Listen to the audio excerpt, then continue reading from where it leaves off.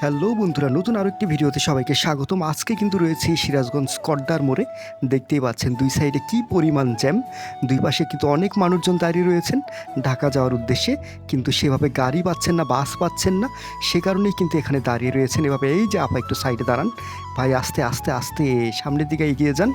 এই যে দেখতেই পাচ্ছেন কত মানুষ দুই পাশে। এই চাচা একটু সাইড দেন, দেখেন ডান পাশে কিন্তু বাস, বাম পাশে লোকজন এভাবেই দাঁড়িয়ে রয়েছেন বাসের অপেক্ষায়। আর যারা মোটর সাইকেল আরোহী রয়েছে আমার মতো, তারা কিন্তু যেখান দিয়ে একটু জায়গা পাচ্ছেন সেখান থেকে যাওয়ার চেষ্টা করছেন। দেখতেই পাচ্ছেন কি পরিমাণে জ্যাম এখানে। রাস্তা কিন্তু একেবারে পুরোটাই বন্ধ। এই যে আপা আপা বাচ্চাকে নিয়ে একটু সাইডে দাঁড়ান, এমনিতেই কিন্তু অনেক রোদ। এই রোদের মধ্যে থাকলে কিন্তু পুড়ে যাবেন। আরে ভাই কি অবস্থা সামনে, যেতে পারবো তো আজকে ঢাকা? চেষ্টা করি দেখে যেতে পারি কি না। সম্পূর্ণ ভিডিওটি কিন্তু সবাই দেখবেন। এই যে আপা, এই যে ভাই, সবাই একটু সাইডে দাঁড়ান, তাহলে কিন্তু আমরা অন্তত সামনের দিকে কিছুটা হলেও এগিয়ে যেতে পারবো। এই যে আপা একটু সাইড দেন ভাই, একটু সামনে এগিয়ে যান, দেখা যাক সামনের দিকে কি অবস্থা রয়েছে।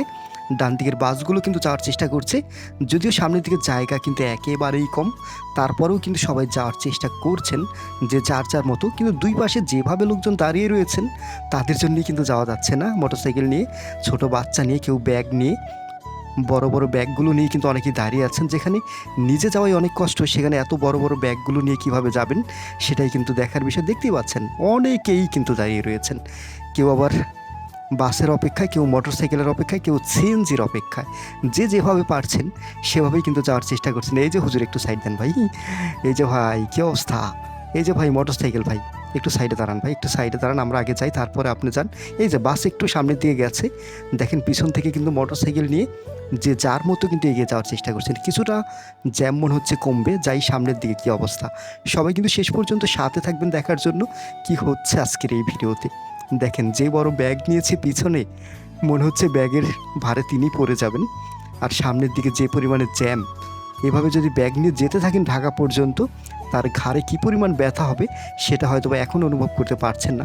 দেখতে পাচ্ছেন দুই পাশের মানুষজন কিন্তু গাড়ির অপেক্ষায় দাঁড়িয়ে রয়েছেন। অনেক মানুষ, কতটা গাড়ি লাগবে তাদেরকে নিতে, এত পরিমাণ গাড়ি আসবে কিনা আজকে সেটি এখন দেখার বিষয়। তবে ঢাকা পৌঁছাতে কতটা সময় লাগবে আজকে সেটা কিন্তু বলা যাচ্ছে না, যেহেতু রাস্তায় অনেকটাই জ্যাম। কিছুটা ফাঁকা মনে হচ্ছে, একটু টেনে যাই। ও বাবা, সামনের দিকে আবারও জ্যাম। এই যে ট্রাকে করেও কিন্তু মানুষজন যাচ্ছেন, ট্রাকে করেও কিন্তু অনেকেই যাচ্ছেন, যেহেতু বাস পাচ্ছেন না সে কারণে কিন্তু ট্রাকে করেও অনেকেই যাওয়ার চেষ্টা করছেন। দুই সাইডে এখনও কিন্তু অনেক মানুষ দাঁড়িয়ে রয়েছেন। এটা কিন্তু কড্ডার মোড়, সিরাজগঞ্জের যে কড্ডার মোড় সেটা পাড়ি দিচ্ছে এই মুহূর্তে। দুই পাশে অনেক লোকজন দাঁড়িয়ে রয়েছেন, যদি বাস তুলনামূলক অনেক কম, তারপরেও মানুষজন অপেক্ষা করছেন, ট্রাকে করে যাচ্ছেন। যে যেভাবে পারছেন সেভাবেই কিন্তু ঢাকা যাওয়ার চেষ্টা করছেন। কেউ মোটরসাইকেল নিয়ে একজন, দুইজন, তিনজন করেও কিন্তু মোটরসাইকেলে যাচ্ছেন, যেটা অনেকটাই রিস্কি মনে হচ্ছে।